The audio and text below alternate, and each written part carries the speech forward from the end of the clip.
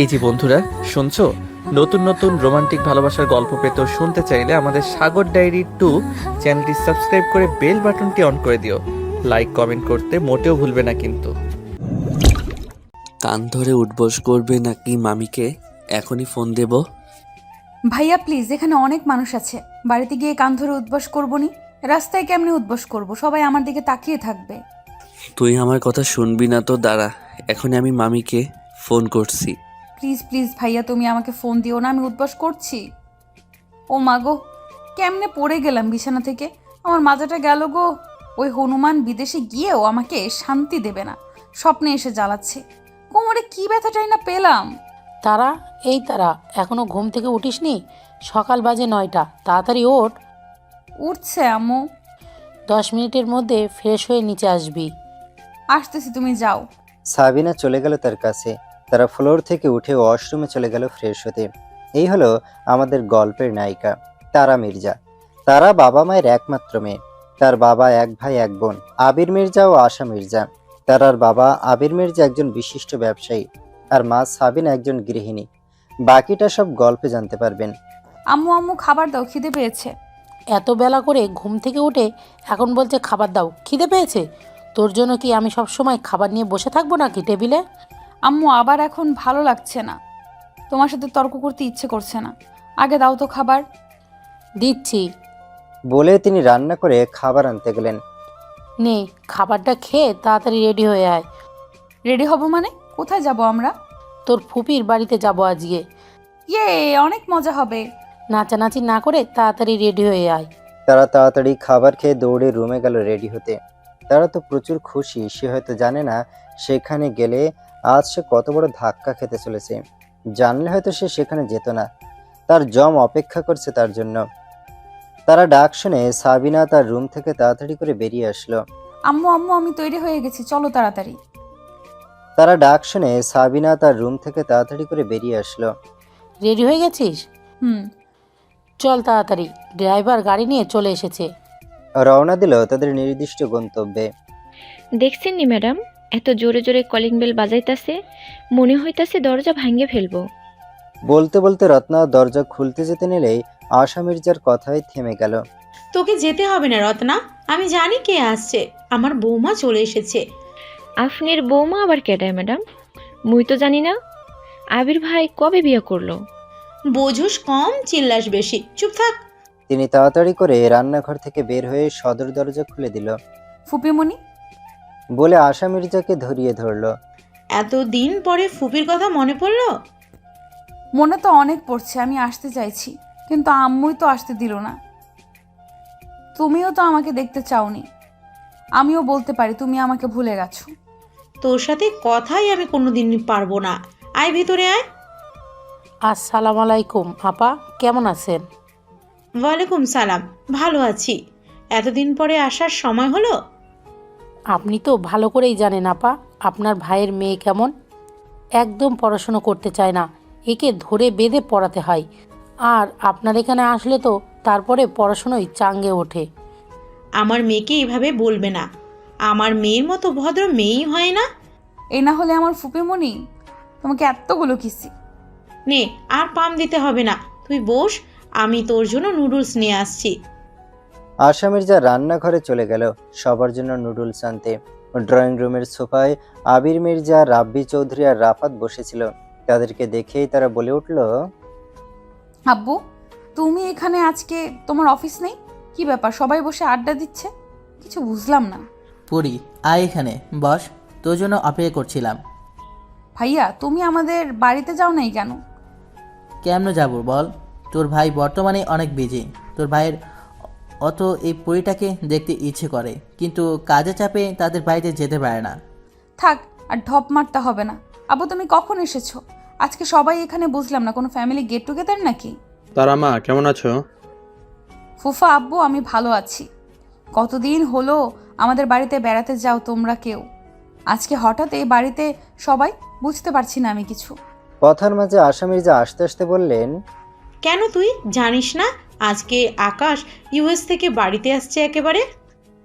এই কথা শুনে তারা যেন 540 পর্যন্ত শট খেল। আকাশ ইউএস থেকে আসলে তার জীবন তেনা তেনা করে দেবে। নিজের স্বাধীনতায় বাম হাতে ঢোকানোর জন্য আকাশ আসছে। এবার সে নিজের ইচ্ছামতো কোথাও যেতে পারবে না, কারোর সাথে মেলামেশা করতে পারবে না, তার জীবনটা তেজপাতা করে দেবে। কই আম্মু তো আমাকে কিছু বলেনি ফুপিমণি। তারার কথা শুনে সাবিনা মির্জা বলে উঠল, আমি খুব ভালো করেই জানি তুই আকাশের কথা শুনতে কখনোই বাড়িতে আসিস না। তুই এই বাড়িতে না আসার জন্য নানা রকম বাহানা আমি খুব ভালো করেই জানতাম, তাই তোকে বলিনি। তুই একমাত্র আকাশকে দেখেই একটু ভয় পাস। এবার আকাশ আসছে, আমার আর কোনো টেনশন নেই। তোকে মানুষ করার দায়িত্ব ওর। ধোকা ধোকা, আমার নিজের মা আমাকে এত বড় ধোকা দিল। আচ্ছা আম্মু, আমি কি তোমার নিজের মেয়ে নাকি আমাকে রাস্তায় কুড়িয়ে পেয়েছিলে যে সব সময় আমার সাথে এমন করো তুমি? আমি তো ভেবেই পাই না যে আমার পেট থেকে এমন একটা মেয়ে কেমন করে হলো। নিশ্চয়ই তোর বাবা এমন ছিল, যার কারণে তুই পরাচর আর ফাজিল হয়েছিস। তাদের কথা শুনে আবির মির্জা বলে উঠল, সাবরিনা, তুমি আবার এর মধ্যে আমাকে টানছো কেন? আসলে তারা স্বভাব পেয়েছে আমার মার মতো। আমার মাও নাকি ছোটোবেলায় এমন দুর্দান্ত ছিল। আমায় তো সব সময় বলতেন যে তার পেট থেকে এত শান্তশিষ্ট ছেলে মেয়ে কেমন করে হলো। তারও নাকি খুব শখ ছিল তার ছেলে মেয়ে তার মতন দুর্দান্তপনা করবে, কিন্তু আমরা দুজনেই নাকি বাবার মতন হয়েছিলাম। আব্বা আমার খুব শখ ছিল আমার সন্তানকে তারা দেখে যাবে, কিন্তু আল্লাহ হয়তো তাদের কপালে সেটা রেখেছিলেন না। আগের মির্জা কথাগুলো বলতে বলতে অন্যমনস্ক হয়ে গেল। আম্মা আব্বা চলে গেছে তো কি হয়েছে? আমার আম্মা তো আমার তারা মা। তুই দেখিস না, তারা একদম আমার মায়ের মতো দেখতে, দেখে মনে হয় কার্বন কপি আমার মায়ের, তাই স্বভাবও এমন পেয়েছে। তার কথা শুনে আবির মির্জা বলে উঠল, তোর মনে আছে আয়শা, আব্বা সবসময় বলতো আমাদের আকাশ নাকি আব্বার মতন দেখতে, কিন্তু আকাশ কোথা থেকে এত রাগ পেল এটা আব্বা ধরতে পারেনি। আচ্ছা দাদু আর দাদি কি একে অপরকে খুব ভালোবাসতেন? হয়তো খুব ভালোবাসতেন, যার কারণে আম্মা মারা যাওয়ার 7 দিন পরে আব্বা তার কাছে চলে গেল। তুই তো তাদের কাউকে দেখিসনি। আশা মির্জার কথা শুনে তার একটু মন খারাপ করে বলল, আল্লাহ কেন যে আমাকে একটু তাড়াতাড়ি পৃথিবীতে আনলো না, তাহলে আমি দাদু দাদির সাথে দেখা করতে পারতাম। তারা একটু মন খারাপ করে কথাটা বলল। মন খারাপ করিস না তো পরি, তুই নানা নানুর সাথে দেখা করতে পারিস না তো কি হয়েছে? তুই কিন্তু একদম নানুর মতো দেখতে হয়েছিস, এই জন্য তো আমি তোকে পরি বলে ডাকি। বলে তারা কি এক হাতে দিয়ে রাফাতে জড়িয়ে ধরল। পুরনো দিনের স্মৃতিচারণ করছে দেখে রাব্বি চৌধুরী বলে উঠল, আচ্ছা, পুরোনো দিনের কথা বাদ দাও তো। আজকে এত ভালো একটা দিনে এসব কথা বলতে হবে? দেখতে পাচ্ছ না আমার তারা মামুনি মন খারাপ হচ্ছে? এসব কথা বাদ দাও, আমাদের একটু পর এয়ারপোর্টে যেতে হবে। হ্যাঁ বাবা, আর মাত্র 2 ঘন্টা সময় আছে, তারপর ঢাকা আন্তর্জাতিক বিমানবন্দরে আকাশ ল্যান্ড করবে। রাফাতের কথা শুনে আশা মির্জা বলে উঠল, ইয়া আল্লাহ, দেখেছো আমি এখানে তোমাদের সাথে গল্প করছি, আর ওইদিকে আমার এখনো কত রান্না বাকি আছে। আশা মির্জা তাড়াতাড়ি রান্নাঘরে চলে গেল। কিছুক্ষণ আগে ঢাকা আন্তর্জাতিক বিমানবন্দরে ইউএস থেকে আসা বিমান ল্যান্ড করেছে। এয়ারপোর্টের ভেতর থেকে একটা সুদর্শন যুবক বের হয়ে আসতেই তার সামনে একজন যুবক এসে বলল, স্যার, আপনি এসেছেন। আমি আপনার জন্য কখন থেকে অপেক্ষা করছিলাম। বলেই সেই যুবকটির হাত থেকে ব্যাগটি নিয়ে নিল। স্যার চলুন, সামনে গাড়ি আছে। হুম। দুজনেই গিয়ে গাড়িতে বসলো। স্যার একটা কথা বলি। আকাশ গাড়ির জানালা দিয়ে বাইরে তাকিয়েছিল। হঠাৎ নয়নের কথায় ধ্যান ভাঙল। হুম, বলো। স্যার আপনি এই ফ্ল্যাটে আসবেন, তাহলে আপনার বাড়িতে অন্য কথা বললেন কেন যে আপনি এর পরের ফ্ল্যাটে আসবেন? নয়নের কথা শুনে আকাশ একটু মুচকি হাসলো। বাংলাদেশে আমরা যে অফিস খুলছি ওইটা কবে উদ্বোধন অনুষ্ঠান হবে? এখন থেকে বাংলাদেশে কিন্তু মেইন ব্রাঞ্চ হবে আমার কোম্পানির। 1 সপ্তাহের মধ্যে তুমি ইউএসএ থেকে সব কিছু বাংলাদেশের অফিসে শিফট করবে। জি স্যার। আমি কিন্তু আপনাকে একটা প্রশ্ন করেছিলাম, আপনি কিন্তু প্রশ্নটা এড়িয়ে যাচ্ছেন। ধরতে পারো ফ্যামিলিকে সারপ্রাইজ দেওয়ার জন্য আমার সম্পর্কে যা জানো তা যেন আমার ফ্যামিলির কেউ না জানতে পারে। আর তুমি আমার ফ্রেন্ড হয়ে যাবে আমার বাড়িতে। জি স্যার। ওখানে যেন তুমি আমাকে স্যার বলো না, আমাকে স্বাভাবিকভাবেই ডেকো। জি। আবার গাড়ির ভেতরে নিস্তব্ধতা বিরাজ করছে। আকাশ মনে মনে বলল, আমি আসছি ময়না পাখি তোমার কাছে। তোমার ডানা গজিয়েছে, সেইটা না ছেটে দেব ভালোবাসা দিয়ে। আমি যেমন তোমার ভালোবাসায় পুড়ে ছারখার হয়ে যাচ্ছি, ঠিক তেমনি এক সময় তুমি আমার ভালোবাসায় পুড়ে ছারখার হয়ে যাবে। তখন দেখব তুমি এই ভালোবাসার যন্ত্রণা কতদিন সহ্য করতে পারো। আমি তো আজ 6 বছর তোমার ভালোবাসার আগুনে পুড়ে আমার হৃদয় ঝলসে যাচ্ছে। এই কারণে আমার ভালো লাগে না। এখানে জ্যামে আটকে গেলাম, কতক্ষণ পরে যে ছাড়বে আল্লাহই ভালো জানে। বাংলাদেশ অনেক উন্নত হলেও এই একটা জিনিস বাংলাদেশ সরকার এখনও কন্ট্রোলে আনতে পারছে না। ওভারটেকিং সিস্টেমটা খুবই খারাপ একটা জিনিস, যার কারণে সবসময় জ্যাম বা অ্যাক্সিডেন্ট হয়। এর জন্য কঠিন আইন করতে হবে। স্যার, আপনি তো আজকে আসলেন বাংলাদেশ, আর আমি তো আজ থেকে 7 দিন হলো এখানে পড়ে আছি। কি বলবো স্যার, এই জ্যামের কারণে মাঝে মাঝে 10 মিনিটের রাস্তা 1 ঘন্টায় যেতে হয়। কেমন লাগে! আর জ্যাম না থাকলে তখন তো কোনো কথাই নেই, তাড়াতাড়ি চলে যাওয়া যায়। মাঝে মাঝে দেখা যায় 10 মিনিটেও লাগে না, তার কম লাগে। এটা কবে ঠিক হবে আল্লাহই ভালো জানে। তাদের কথার মাঝে জ্যাম ছেড়ে দিল। নয়ন যেন হাঁপ ছেড়ে বাঁচল। গাড়ি আবার চলতে শুরু করলো তার নির্দিষ্ট গন্তব্যের দিকে।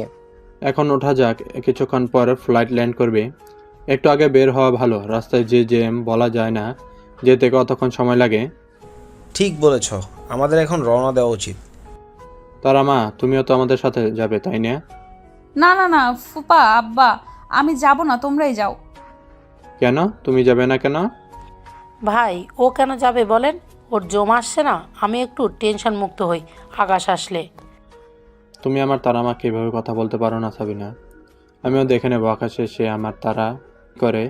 তুই একদম ভয় পাবি না, আমি আছি তোর সাথে। আমিও দেখবো আমার ছেলে কি করতে পারে।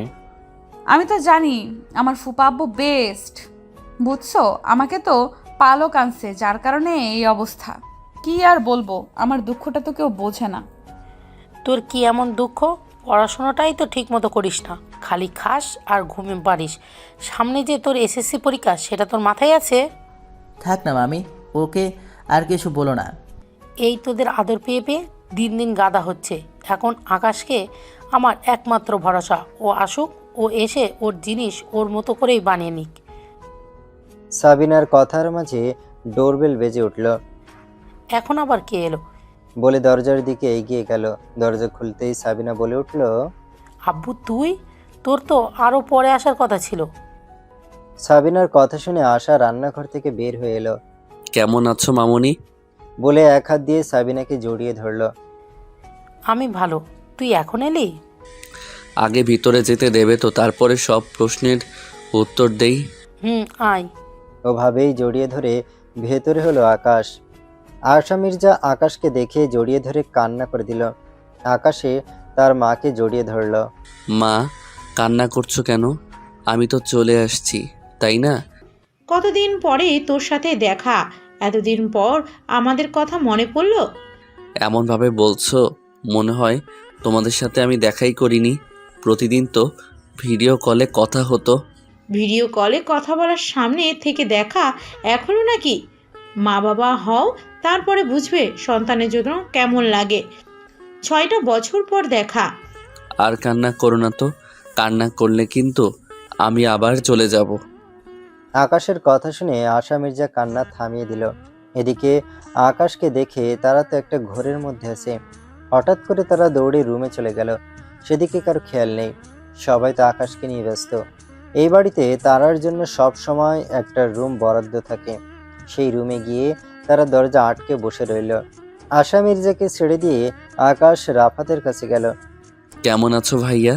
রাফাত আকাশকে শক্ত করে জড়িয়ে ধরল। ভালো, কতদিন পর দেখা।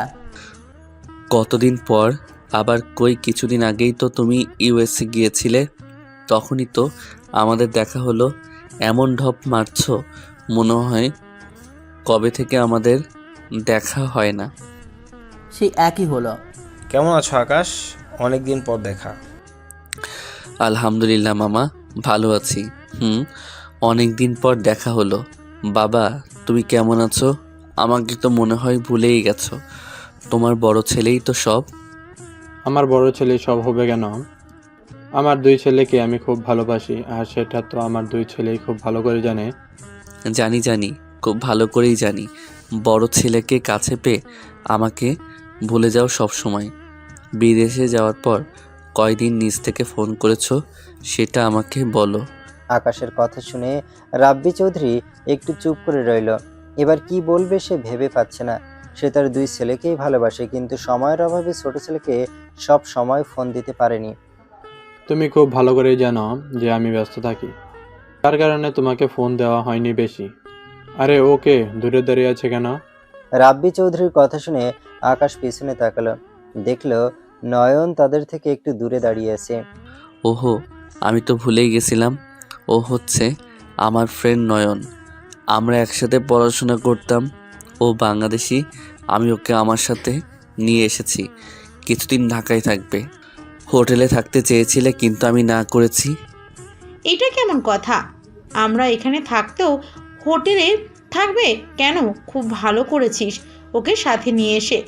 তুমি ওখানে দাঁড়িয়ে আছো কেন? এখানে এসো। আশা মির্জার কথা শুনে নয়ন এগিয়ে এসে সবাইকে সালাম দিল। আসসালামু আলাইকুম। ওয়ালাইকুম আসসালাম, কেমন আছো?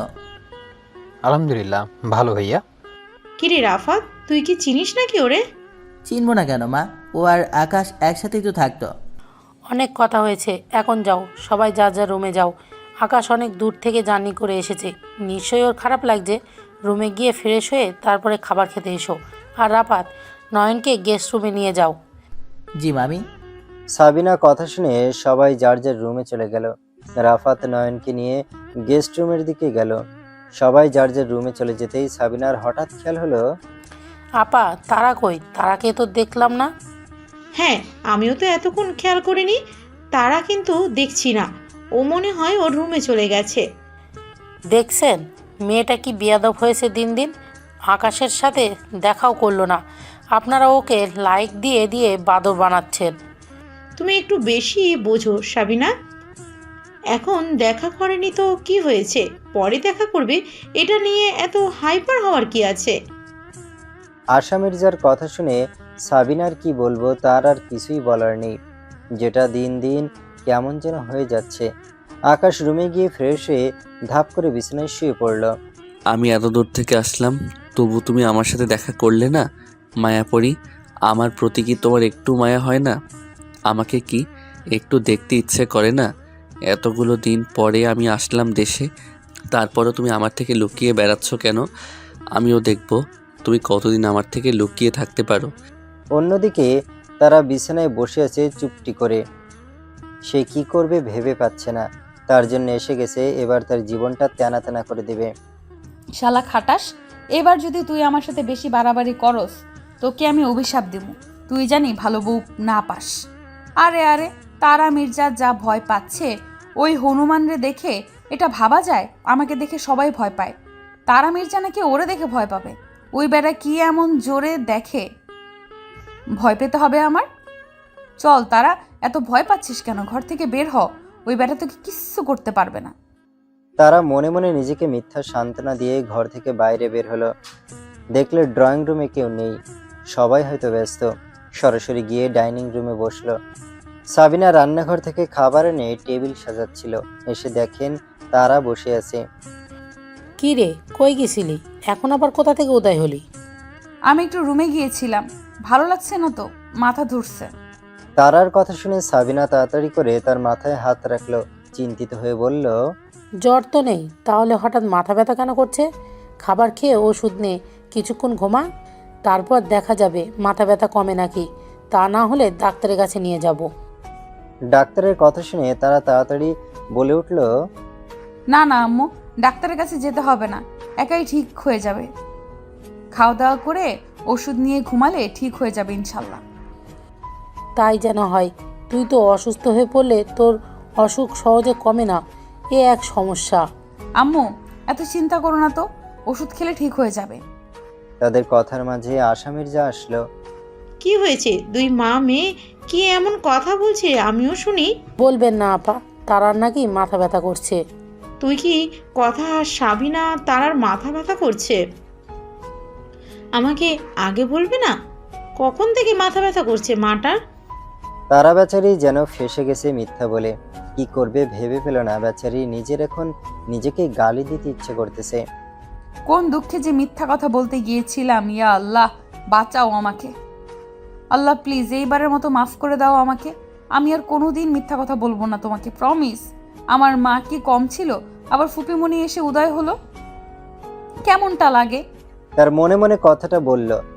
তার আর কথা মনে হয় আল্লাহ তাআলা কবুল করলো। তাই সবাই একে একে ডাইনিং এসে বসলো। তারা যেন একটু স্বস্তি পেল। তাই আর কথা না বাড়িয়ে সবাইকে খাবার সার্ভ করতে লাগলো। সাবিনা আর আশা। সবাইকে দেখছি, কিন্তু আকাশ কই? ওকে তো দেখছি না। আকাশের কথা শুনে তারার হিসকি উঠে গেল। ষাট এভাবে হঠাৎ হিচকি উঠলো কেন? নে পানিটা খা। পানি খাইয়ে দিল তারকে। এর মাঝে আকাশ এসে তারার সামনে ঠিক বিপরীত পাশে বসে পড়ল। এটা দেখে তারা পানি খেতে নিয়ে আবার বিষম খেলো। পানি নাক মুখ দিয়ে বের হয়ে আসলো। বিষম খেয়ে তারার চোখ মুখ লাল হয়ে গেল। ভালোভাবে পানি খাবে না আবার বিষম কেন? আমার মেয়েটাকে মনে হয় নজর দিয়েছে কেউ, তা না হলে এমন তো হওয়ার কথা না। এই গাধা এমন কে যে কেউ একে নজর দিতে যাবে? তুই সেই মেয়েটার সাথে এমন করছিস কেন? মেয়েটা আমার ঠিক মতো খেতে পারছে না, দেখতে পাচ্ছিস না? এমনি একটু অসুস্থ। আকাশ আর কিছু বলল না, নিজের মতো খাওয়া আরম্ভ করলো। আর তারা নিজের মতো বসে রইল। তার খুব খারাপ লাগছে, ভাইয়া তাকে এভাবে না বললেও পারতো। কি হলো, আমার মা খাচ্ছে না কেন? আমি কি খাইয়ে দেব? না। না খেলে কিভাবে হবে বল? অসুস্থ এমনিতেই, না খেলে ওষুধ খাবি কেমন করে? একটুখানি খা, আমি খাইয়ে দিই। না, তোমাকে খাইয়ে দিতে হবে না, আমি নিজেই খাচ্ছি। তুমি তোমার নিজের খাবার খাও। ঠিক আছে, আমি খাচ্ছি, তুইও খা। তারা নিজের মতো করে খাবার খেতে লাগলো। সে কয়েক লোকমা ভাত খেয়ে উঠে রুমে চলে গেল। আকাশ আর চোখে সবকিছুই খেয়াল করলো। নয়ন, তুমি তো কিছুই খাচ্ছ না, এভাবে লজ্জা পেলে চলবে? এটা তো তোমার বাড়ি। না না ভাইয়া, আমি লজ্জা পাচ্ছি না, আসলে একটু রেস্ট নিতে হবে, ভালো লাগছে না তেমন। ঠিক আছে, খাওয়া দাওয়া করে তুমি রুমে গিয়ে রেস্ট নাও। আকাশ উঠে চলে যেতে নিলেই আশা মির্জা বলে উঠল, কি হলো, না খেয়ে কোথায় যাচ্ছিস? মা, আমার এখন ভালো লাগছে না, আমি পরে খেয়ে নেব, এখন একটু রেস্ট নেব। আচ্ছা ঠিক আছে, যা। খারাপ লাগছে কি? না মা, ঠিক হয়ে যাবে। বলে আকাশ নিজের রুমে চলে গেল। আকাশ চলে যেতেই আশা মির্জা বলে উঠল, আমি এত কিছু রান্না করলাম, কেউ খেতে পারছে না, রান্না কি মজা হয়নি? আশা মির্জার কথা শুনে সাবিনা বলে উঠল, আরে আপা, তোমার রান্না তো সব সময় খুব সুন্দর হয়। আসলে তুমি এত কিছু রান্না করেছো, ও তো অনেক দূর থেকে জার্নি করে এসেছে, ঠিক মতো ঘুমাতেও পারিনি বিমানে। এখন একটু ঘুমাক, রাতে না হয় খাবে। ওরও তো রেস্টের দরকার আছে, প্রায় 16 থেকে 17 ঘন্টা জার্নি করে এসেছে। তুমি ঠিক বলেছ, আমার একটু হালকা খাবার তৈরি করা লাগছিল, কিন্তু অতিরিক্ত এক্সাইটেডমেন্টে এত রান্না করে ফেলেছি। এখন ছেলেটা ভালো হবে কিছুই খেতে পারলো না। আমার মাথায় রাখা উচিত ছিল, সেও অনেক দূর থেকে জার্নি করে আসছে, এখন এত ভারী খাবার খাবে না। আচ্ছা যাই হোক, আবার বলে রত্নাকে বলি তুলে রাখতে। বলি রত্নাকে ডাকতে লাগলো আশা মির্জা। রত্না, এই রত্না, এদিকে আয় তো। জি ম্যাডাম, আইতাছি। কি কন ম্যাডাম? খাবারগুলো সুন্দর করে ফ্রিজে রাখ, রাতে আবার গরম করে সবাইকে দিস, সবাই খাবে। জি ম্যাডাম, আপনি কোনো চিন্তা করেন না, আমি সব কিছু গোছায় রাখবো। ঠিক আছে, তুই কি দুপুরের খাবার খেয়েছিস নাকি এখনো খাস না খেয়ে আছিস? না ম্যাডাম, এখনো কিছু খাই নাই। বেলা বেজে গেছে 3টা, এখনো দুপুরের খাবার খাসনি? তোকে যে সে কখন খেতে বলেছি, তোর মনে নেই? আসলে ম্যাডাম, রান্না করে সব কিছু গোছায় রাখতে দেরি হয়ে গেছিল, তাই তো খাইতে পারি নাই। কাজ কি পরে করা যেত না? কাজকে ওখানে থেকে হাওয়া হয়ে যাবে, একাই সেই দেরি করতে হবে, তাই না? তাহলে আগে খাবার খেয়ে নিয়ে তারপর কাজ করতে পারিস না? জি ম্যাডাম, আর ভুল হইব না। ভুল হবে না মানে? প্রতিদিন একই কথা বলিস, এত ভুল হবে কেন প্রতিদিন? মনে থাকে না তোর? মনে না থাকলে তোর রুমে একটা কাগজ লিখে রাখিস যে সময় মতো খাবার খেতেই হবে, তাহলে মনে থাকবে। আচ্ছা, এখন কাজ করতে হবে না, যা এগুলো গুছিয়ে রেখে খেয়ে নে। জি ম্যাডাম। সবাই রুমে চলে যেতেই রত্না সবকিছু গুছিয়ে সুন্দর করে ফ্রিজে রেখে দিল। রত্নাকে এই বাড়ির সবাই খুব ভালোবাসে। প্রথম যখন রত্না এই বাড়িতে এসেছিল মনে করেছিল আর সবার মতোই মনে হয় এই বাড়ির লোকগুলো হবে, কিছু না, রত্নার ধারণা পাল্টে দিয়েছে। এইবারের লোকগুলো তাকে খুব স্নেহ করে ভালোবাসে। প্রথম প্রথম রত্নার কাছে অবাক লাগলেও আস্তে আস্তে ঠিক হয়ে গেছে। রত্না ভাবে বড় লোকেরা কি এত ভালো হয়? সে তো অনেক বড় লোকের বাড়ি কাজ করেছে, কিন্তু কোনো দিন কোনো বাড়ির লোক খোঁজ নেয়নি রত্না খেয়েছে কিনা। তারা ধরতে গেলে রত্নাকে মানুষই মনে পড়তো না। কাজের বেটি আবার মানুষ হয় নাকি? কিন্তু এই বাড়িতে এসে রত্নার ধারণা সব পাল্টে গেছে। তাকে সবাই এই বাড়ির একজন সদস্য মনে করে। প্রায় 4 বছর হলো রত্না এই বাড়িতে কাজ করে। রত্না নিজের খাবার খেয়ে তার রুমে বিশ্রাম নিতে চলে গেল। তার রুমে কেউ চুপি চুপি ঢুকে পড়ল, কিন্তু তারা এতটাই বিভোর যে সে বুঝতেই পারল না তার রুমে কেউ ঢুকেছে। সে চুপি চুপি গিয়ে তারার মাথার কাছে বসলো। তারা রুমে ঢোকা মানুষটি আর কেউ নয়, স্বয়ং আকাশ। আমাকে এত ভয় পাস কেন? আমি কি তোকে খুব বকি, খুব মারি যে তুই আমাকে ভয় পাস এত? আজ 6 বছর পর দেশে আসলাম, তাও তুই আমার সাথে একটিবারও দেখা করলি না।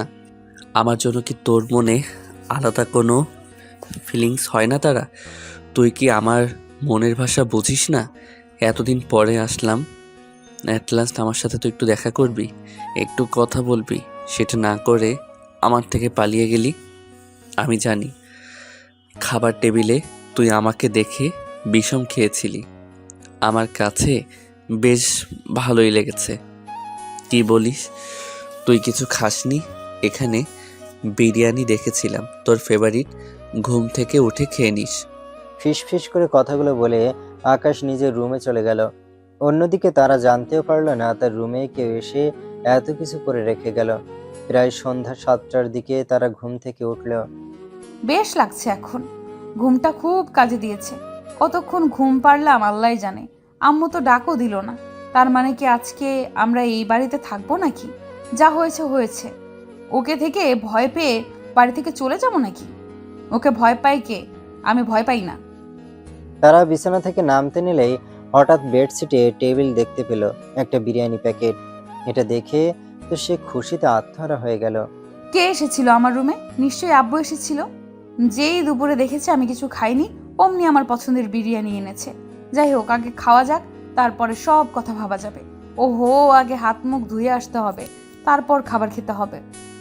তারা ওয়াশরুম থেকে ঘুরে এসে নিজের মতো করে খাওয়া শুরু করলো। তার সত্যি খুব খিদে পেয়েছিল, দুপুরে ঠিকমতো খেতে পারেনি। খাওয়া দাওয়া করে বিরিয়ানির প্যাকেটটা ডাস্টবিনে ফেলে তারা ড্রয়িং রুমে গিয়ে সোফায় বসে পড়ল। তারা গিয়ে বসে থাকতে দেখে সাবিনা এগিয়ে এসে বলল, এখন কেমন লাগছে? মাথা ব্যথা ঠিক হয়েছে নাকি এখনো আছে? না না আম্মু, ঘুম থেকে উঠে মোটামুটি ভালোই লাগছে, রিফ্রেশ ফিল হচ্ছে। আচ্ছা, তুই বসে থাক, আমি তোর জন্য তোর পছন্দের ফুলকপি পকোড়া বানিয়ে নিয়ে আসছি। সাবিনার কথা শুনে তারা তাড়াতাড়ি বলে উঠল, না না, এখন আমি কিচ্ছু খাবো না, আমার পেট ভরা। তোর পেট ভরা কেমন হলো? তুই তো কিছুই খাসনি দুপুরে, তাহলে এখন পেট ভরা কেমনে হবে? না না, আমার পেট ভরা, এখন আমি কিচ্ছু খেতে পারবো না, পরে খাবো। নাকি গ্যাস বানিয়েছিস, তাই না? সেই জন্যই পেট ভরা ভরা লাগছে। ওষুধ খেয়ে আয়, যা, তারপরে খাবি। কি হলো? ওকে বকছো কেন? কি হয়েছে আবার? আপা আর বলবে না, দুপুরে কি ও কিছু খেয়েছে, এখন বলছে ওর নাকি পেট ভরা লাগছে। তাহলে ওর পেট ভরা কেন লাগবে সেটাই বলেন আপা। কি হয়েছে মায়া?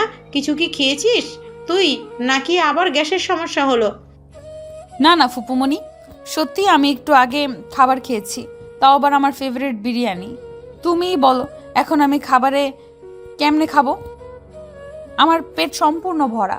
মিথ্যা কথা বলার আর জায়গা পাস না, তাই না? তুই তো ঘুমিয়েছিলি, আর বিরিয়ানি কই পেলি? ফুপুমণি দেখছো, আমার আম্মু আমাকে বিশ্বাস করে না, আমি নাকি মিথ্যা কথা বলি সব সময়। এটা কেমন কথা তুমি বলো? আপা আপনি জানেন না, ও ওষুধ খাবে না, যার কারণে মিথ্যা কথা বলছে। ও এত বড় মেয়ে হয়ে গেছে, এখনও যদি জোর করে ওষুধ খাওয়ানো লাগে তাহলে কেমন লাগে আপনিই বলেন। দেখেছিস আমি কিভাবে সামলাই বাড়িতে? আল্লাহ তালাই ভালো জানে। মনি, আমি সত্যি বলছি, আমি বিরিয়ানি খেয়েছি। আমার ঘরে কে যেন বিরিয়ানি রেখে গিয়েছিল। আমি তো ভেবেছিলাম যে আব্বু বা তুমি রেখেছিলে। বিশ্বাস না হলে আমার ঘরে এখনো ময়লার ডাস্টবিনে বিরিয়ানির প্যাকেট পড়ে আছে, যাও গিয়ে দেখে আসো তুমি। সাবিনা তারার কথা শুনে দেখতে গেল তারা সত্যি বলছে নাকি মিথ্যা বলছে। অন্যদিকে মাত্রই সিঁড়ি দিয়ে নামছিল আকাশ, তখনই তারার কথা তার কানে আসে। আকাশ কিছু না বলে আবার ঘুরে তার ঘরের দিকে যেতে নিলেই পেছন থেকে আশা মির্জা দেখে উঠল। কিরে কই যাস? নিচে আসতে নিয়েছিল, আবার উপরে উঠে যাচ্ছিস কেন? না মা, একটু কাজ ছিল তো, হঠাৎ মনে পড়লো তাই আবার চলে যাচ্ছি। আগে নিচে আয়, পরে এক সময় কাজ করা যাবে। তার মায়ের কথা শুনে অগত্যা তাকে আবার নিচে আসতে হলো। এই মেয়েটার পেটে একটা কথাও থাকে না। এই মেয়ে আমাকে কেস খাইয়ে ছাড়বে। একবার তোকে আমার কাছে পাই, তোকে দেখাবো কিভাবে পেটের কথা পেটে রাখতে হয়। আশা মির্জার সন্দেহ নিয়ে একটু আকাশের দিকে তাকালো। এদিকে তার তাকানো দেখে আকাশ নিজের চোখ অন্যদিকে ঘুরিয়ে নিল। মনে মনে আশা মির্জা কিছু একটা ভাবলেন, তারপরে মুচকি হেসে চলে গেল রান্নাঘরে সবার জন্য বিকালের নাস্তা বানাতে। সাবিনা তারার রুম থেকে এসে আর কিছু বলল না তারাকে। এবার তাহলে সত্যি কথাটা বলেছিস? তুমি তো আমাকে বিশ্বাসই করো না, তুমি মনে করো আমি সব সময় মিথ্যা কথা বলি। সাবিনার কিছু না বলে রান্নাঘরে চলে গেল আশা মির্জাকে সাহায্য করতে। তিনি চলে যেতে আকাশ বলে উঠল, কিরে তারা, তুই এখন কোন ক্লাসে পড়ছিস? আকাশের কথা শুনে তারা যেন আকাশ থেকেই পড়ল। আকাশের কথা শুনে তারা মনে মনে বলল, আপনি এটাও জানেন না আমি কোন ক্লাসে পড়ি? তাও ভালো, আপনি আমার নামটা মনে রেখেছেন, এত পড়াশোনা করেছেন আর এটা জানেন না আমি কোন ক্লাসে পড়ছি এখন বর্তমানে? পড়তে পড়তে মাথার স্ক্রু ঢিলা হয়ে গেছে নাকি আপনার? কিরে কি হলো, কিছু বলছিস না কেন? এই তো ভাইয়া inter second year. Inter second ইয়ারে কিছুদিন পরে পরীক্ষা, আমাদের বাড়িতে এসে ঘুম পাড়ছিস আর খাচ্ছিস। পরীক্ষার চিন্তাভাবনা নেই, ফেলে গেলে তোকে কে বিয়ে করবে? আমার বিয়ে নিয়ে আপনাকে ভাবতে হবে না। ঠিক তখনই সাবিনা এসে হাজির হলো। বাবা কি করব বল, এটাকে নিয়ে আর পারি না। পড়াশোনা তো ঠিকমতো করে না, সামনে এসএসসি দেবে এ চিন্তা ভাবনাও তার মাথায় নেই। সারাক্ষণ শুধু টিভি দেখবে আর ঘুম পারবে। তুই এসেছিস, এখন তুই এটাকে একটু মানুষ কর। আমি তো মানুষ করতে পারলাম না। আমি কি মানুষ না? আমি কি গরু ছাগল? বেশি কথা বলিস, চুপ থাক, এত কথা বলতে হবে না। বেশি কথা আবার কই বললাম? তুমিই তো বলছো সব কথা। তুমিই তো বললা যে আমি নাকি মানুষ না।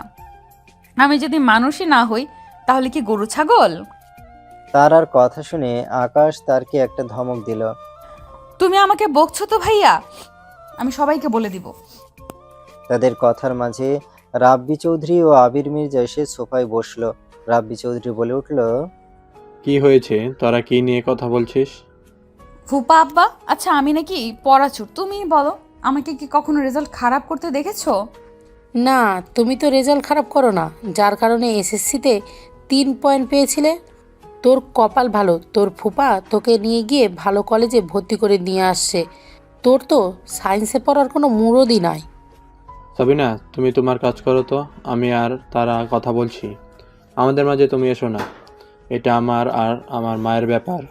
সাবিনা চৌধুরী আর কি বলবে, সে নিজের কাজে চলে গেল। অন্যদিকে রাব্বি চৌধুরীর কথা শুনে আকাশ মনে মনে বলছে, যেই ছেলে সবসময় প্লাস আর ফার্স্ট ক্লাস পেয়ে আসছে, সেই ছেলের বউ নাকি এসএসসিতে 3.5? কেমনে?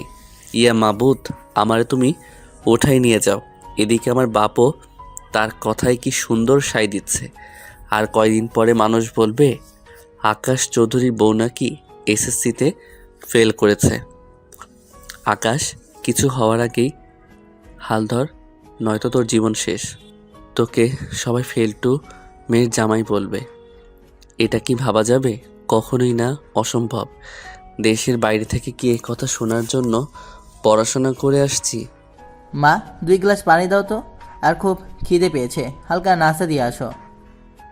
রাফাতের কথা শুনে আর সাবিনা দুজনে মিলে স্ন্যাক্সগুলো এনে টেবিলের উপর রাখলো। টেবিল থেকে নিয়ে একা একা সবাই খাওয়া শুরু করলো।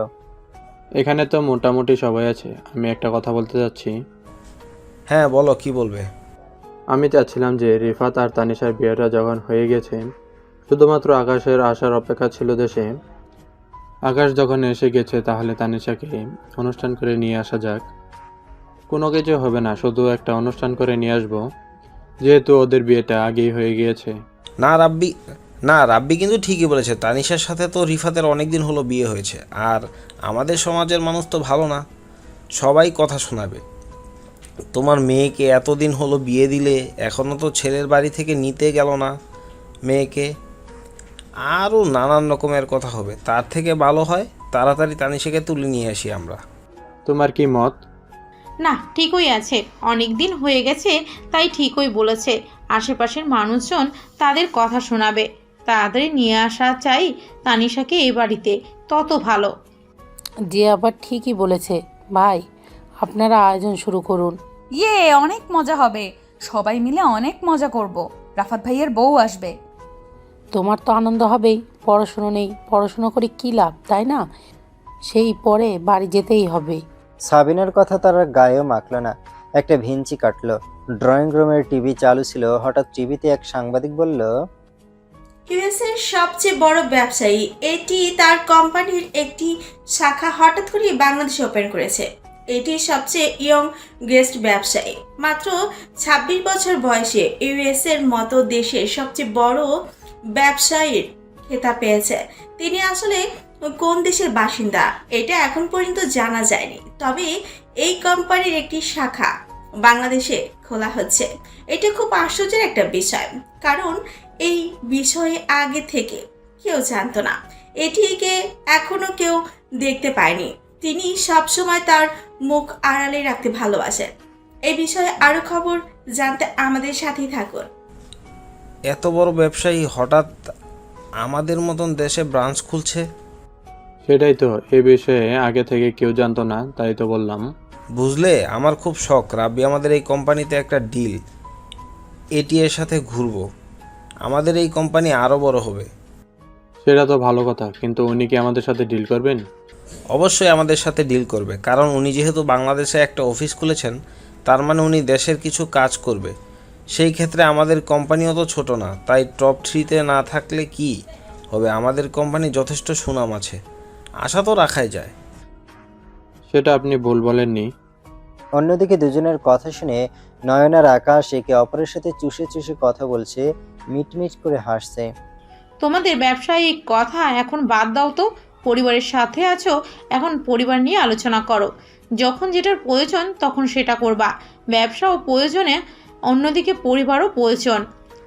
যখন পরিবার তখন শুধুই পরিবার, আর যখন ব্যবসা তখন শুধুই ব্যবসা নিয়ে থাকবে। সো এখন কোনো কথা হবে না। আশা মির্জার কথা শুনে তারা দুজনে চুপ হয়ে গেল। দেখতে দেখতে কেটে গেল 15টা দিন। চলে এসেছে সেই আকাঙ্ক্ষিত মুহূর্ত, রাফাতের জন্য বউ আনতে যাবে সবাই। সবাই চলো, দেরি হয়ে যাচ্ছে, তাড়াতাড়ি এসো ভাইয়া, গাড়িতে বসে আছে। সবাই তো রেডি, শুধু তারাই এখনো রেডি হয়নি। মামি, আপনি যাবেন না? না, আমি যাব না। আমাকে রেখে একা একা কেমন করে যাব তুমি বলো? আপা এখানে একা একা থাকবে, আর আমি ওই বাড়িতে যাব? মা, একা একা কই থাকবে? আরও আত্মীয় স্বজন আছে না, অনেকেই তো থাকবে। অনেকেই থাকবে, ঠিক আছে, কিন্তু আমি থাকবো আপার সাথে। তোমরা যাও, অন্য একদিন যাব আমি। আচ্ছা ঠিক আছে, তাহলে আপনি তাড়াতাড়ি তার আগে ডেকে দিন। সেই সময় তারা নিচে নামছিল। তারাকে দেখে আকাশের হার্টবিট মিস হয়ে গেছে। গাঢ় লাল রঙের লেহেঙ্গা, তার উপর সোনালী রঙের সুতোর কাজ করা, সাথে হোয়াইট স্টোন। তারার হলদেটে ফর্সা শরীরে যেন লেহেঙ্গাটা খুব মানিয়েছে। দেখে মনে হচ্ছে তার জন্যই বানানো হয়েছে এই লেহেঙ্গা। তাকে দেখে ডানা কাটা পরীর থেকে কম কিছু লাগছে না। আকাশকে হা করে তারার দিকে তাকিয়ে থাকতে দেখে সাবিনাও সেদিকে তাকিয়ে তার আগে দেখে মুচকি হাসলো। এত দেরি হলো কেন? সবাই চলে গেছে, আকাশ তোর জন্য ওয়েট করছে, তাড়াতাড়ি যা ওর সাথে। তাড়াতাড়ি চলো, সবাই চলে গেছে তো। তারার কথায় আকাশের ধ্যান ভাঙলো। তাড়াতাড়ি চল, সবাই যায়নি, সবাই তোর জন্য দেরি করছে। ভাইয়া কি তোকে ছাড়া যাবে? চল তাড়াতাড়ি। বলে আকাশ তারার হাত ধরে নিয়ে যেতে লাগলো। কি রে, এত দেরি হলো কেন? সেই কখন গিয়েছিলি তুই? দেরি হবে না তোমার আদরের বোনের কারণে আমার এই অবস্থা। তোমার পরি তো লেট লতিফ। এত কথা না বলে তুই চুপ থাক। দেরি হয়েছে তো কি হয়েছে, পড়ি আমার সাথে বস। রাফাতের কথা শুনে তারা গিয়ে রাফাতের পাশে বসলো। আর আকাশ গাড়ির সামনে বসলো। তারা ওখানে গিয়ে বেশি লাফালাফি করবে না, সবসময় ভাইয়া বা লসার থাকবে। আশেপাশে অনেক অচেনা মানুষ থাকবে, তাদের সাথে বেশি কথা বলবি না, মনে থাকবে তো আমার কথা? ঠিক আছে। তারা চঞ্চল হলেও সে আকাশের কথা সবসময় মান্য করে, সবসময় আকাশের কথা শোনে, কারণ সে আকাশকে দেখে একটু ভয় পায় আর সবার কথাও শুনে, কিন্তু দুষ্টামি একটু বেশি করে। দেখতে দেখতে তারা মেয়ের বাড়িতে পৌঁছে গেল। বরকে টাকা ছাড়া গেটের ভেতরে আসতে দেবে না। ভাইয়া 10,000 টাকা ছাড়া ভেতরে আসতে পারবেন না। যদি ভেতরে আসতে চান 10,000 টাকা দিতে হবে, তা না হলে আমাদের বোনকে আপনি দেখতে পাবেন না। তোমাদের বোনকে দেখতে পারো না, এটা কেমন কথা? তোমাদের বোনের সাথে আমার অনেক আগে বিয়ে হয়ে গেছে, সো আর কোনো কথা হবে না। আমার বিয়ে করা বউ আমি নিয়ে যাব, তাতে তোমাদের কি? না না না, এখানে তো আপনার কথা চলবে না, এখানে আমাদের দাবি আপনাকে মানতে হবে। সামান্য 10,000 টাকার জন্য এত ঝগড়াঝাটি করার মানে আছে? 10,000 টাকা চেয়েছে, দিয়ে দে, এতেই তো হয়ে যায়। বাহিরে আর কতক্ষণ দাঁড়িয়ে থাকবো? আকাশের কথা শুনে আকাশের চাচাতো ভাই বলে উঠল, ভাইয়া তুমি কি বলছো? আমরা এমনই সব টাকা দিয়ে দেব? টাকা কি গাছে ধরে নাকি? তোদের কাছে 10,000 টাকা যদি এতই মনে হয়, তোরা দিয়ে দে টাকা, পরবর্তীতে আমি তোদের টাকা দিয়ে দিব। তোমার যদি এতই খারাপ লাগে তাহলে তুমি ভিতরে গিয়ে বসো, যাও, এখানে তোমার থাকতে হবে না। এটাও এক ধরনের মজা, যার প্রত্যেকটা বিয়েতেই হয়ে থাকে। এতক্ষণ আকাশ আর হৃদয়ের কথা তারা শুনছিল।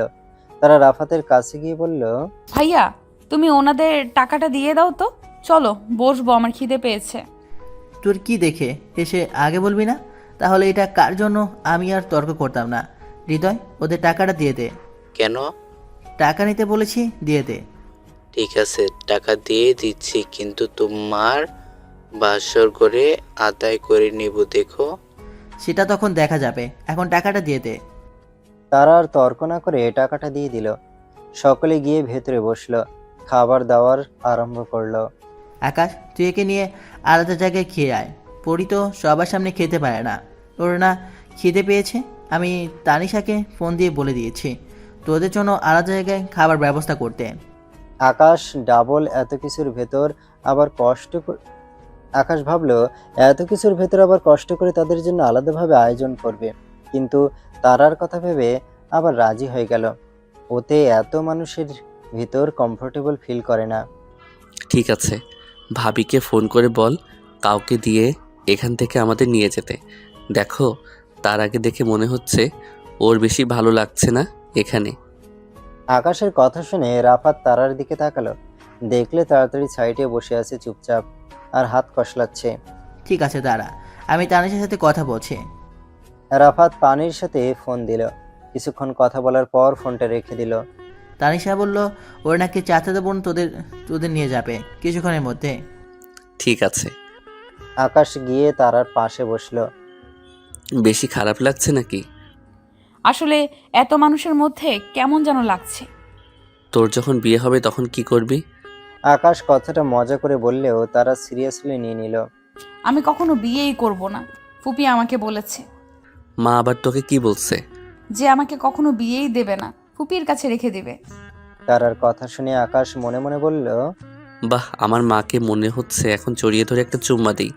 আমার মা তো আগে থেকে প্রি প্ল্যান করে রাখছে। তাদের কথার মাঝে একটা মেয়ে এসে বলল, চলুন, আমার সাথে আপু পাঠিয়েছে আমাকে আপনাকে নিয়ে যাওয়ার জন্য। জি, তারা ওঠ। ভাইয়া আমার পা খুব ব্যথা করছে, হিল পরে হাঁটতে পারছি না। যা পরে হাঁটতে পারিস না তা কেন পরিস, দেখি তোর পাটা দেখি। বললেই তারার পা থেকে হিলটা খুলে নিয়ে নিজের পায়ের শু তারাকে পরিয়ে দিল।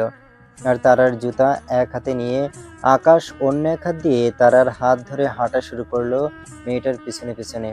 তাদেরকে মেয়েটি একটা রুমের ভেতরে বসিয়ে বলল, আপনারা এখানে বসুন, আমি আপনাদের খাবারের ব্যবস্থা করছি।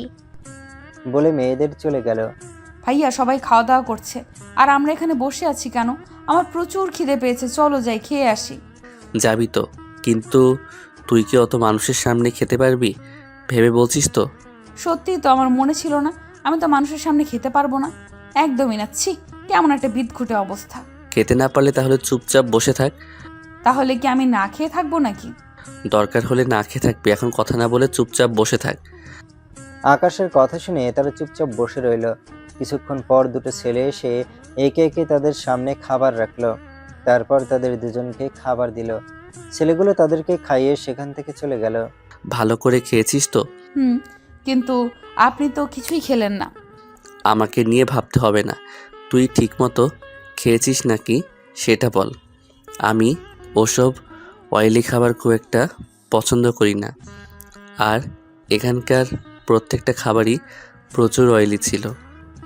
এত ফিট থেকে কি করবেন? সে তো খাটাসি আপনি। কিছু বললি নাকি? না। এখানে চুপচাপ বসে থাক, বেশি নাড়াচাড়া করবে না। কিছুক্ষণ পর আমি আসছি, এসে যেন তোকে এখানেই পাই, মনে থাকবে কথা? বলে আকাশ চলে গেল। আকাশ চলে যেতে সেই মেয়েটি আবার তারার কাছে এলো। আচ্ছা, আপনার ওটা কেমন ভাইয়া হয়? কেমন ভাইয়া মানে? ফুপাতো ভাই? তোমার ভাইয়া কি রিলেশন করে? মেয়েটির কথা শুনে তারা মেয়েটির দিকে চোখ বড় বড় করে তাকানো। তারার তাকানো দেখে মেয়েটি থতমত খেয়ে গেল। না মানে এমনি জানতে চেয়েছিলাম আর কি। আমার জানা মতে ভাইয়া রিলেশন করে না। ভাইয়ার এক ধমকেই তো মেয়েরা রিলেশন করবে কি, তাকে দেখে পালায়। বলেই তারা খিলখিল করে হেসে দিল। কিরে ছাগলের মতো এমন করে হাসছিস কেন? আকাশের কথা শুনে তারা হাসা বন্ধ করে দিল। আকাশকে দেখে মেয়েটা তাড়াতাড়ি করে রুম থেকে চলে গেল। মেয়েটা কি এমন বলছিল যেভাবে হাসছিলি? না এমনি কিছু বলেনি। কিছু তো বলেছে, তা না হলে তুই এইভাবে হাসাহাসি করবি না। আমি তোকে খুব ভালো করে চিনি। এখন কি বলেছে তাড়াতাড়ি বল। সব কথা আপনাকে বলতে হবে কেন? কান খুলে শুনে রাখ, আমাকে বলতে হবে সব কথা। এখন ভদ্র মানুষের মতো কি বললো মেয়েটা আমাকে বল। তেমন কিছু বলেনি, আপনার সম্পর্কে জিজ্ঞেস করছিল। আপনি আমার কেমন ভাই হন, আপনি রিলেশন করেন নাকি, এগুলো জিজ্ঞেস করছিল। আর তুই কি বললি? আমি কি বলবো? আমি বলছি আপনি আমাকে কেমন ভাই হন, আর আপনি রিলেশন করেন না। আপনার সাথে রিলেশন করবে কি? আপনাকে দেখেই তো সব মেয়েরা পালিয়ে যাবে।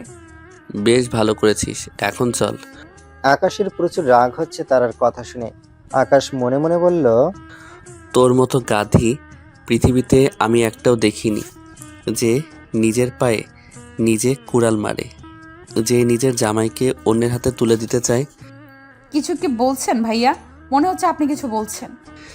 না, আমি কি বলবো বল। চলে এসেছে সেই বিদায় ঘন মুহূর্ত, যেই মুহূর্তে প্রত্যেকটা মেয়েকে তার বাড়ি ছেড়ে চলে যেতে হয় নতুন এক ঠিকানায়। ছেড়ে যেতে হয় তাদের চিরচেনা বাসস্থান। এক অচেনা মানুষের হাত ধরে যেতে হয় অচেনা পরিবারে, যে পরিবারের মানুষকে আপন করে নিতে হয়। নিজের সুখ দুঃখ সব কিছু তাদের সাথে ভাগাভাগি করে নিতে হয়। তানিশার বাবা রাফাতের হাত ধরে তাকে বলল, বাবা, আমার মেয়েটাকে তুমি দেখে রেখো। আমার একটাই মাত্র মেয়ে, আর কেউ নেই। ও কষ্টে থাকলে আমার খুব কষ্ট হবে বাবা। আমার মেয়েটা কখনো অবহেলা করো না। আমার মেয়েটাকে আমি খুব যত্ন করে মানুষ করেছি, সবার থেকে আগলে রেখেছি, কোনো আঘাত পেতে দেইনি। আমার মানিককে তোমার হাতে তুলে দিলাম। বাবা, আপনি চিন্তা করবেন না। আপনার মেয়ে যেমন আমার কাছে আদরে থেকেছে, ঠিক সেভাবে সে আমাদের বাড়িতেও যত্নে থাকবে। আজ থেকে সে আপনার যেমন মেয়ে তেমন আমারও অর্ধাঙ্গিনী। তাকে আমি আমার সর্বত্র দিয়ে ভালো রাখার চেষ্টা করব। সে আমার অর্ধেক অংশ। কেউ কি তার শরীরের অংশকে অবহেলা অযত্ন করতে পারে? আপনি নিশ্চিত থাকুন। তানিশার বাবা যেন রাফাতের কথা শুনে স্বস্তির নিঃশ্বাস ফেলল। অন্যদিকে তানিশার কাঁদতে কাঁদতে অবস্থান নাজেহাল। তানিশার বাবা তানিশাকে ধরে গাড়ির ভেতরে বসিয়ে দিলাম। মা, আজ থেকে তুই অন্যের বাড়িতে যাচ্ছিস। আজ থেকে ওইটাই তোর শেষ ঠিকানা। ওই বাড়ির সকলকে আগলে রাখবি।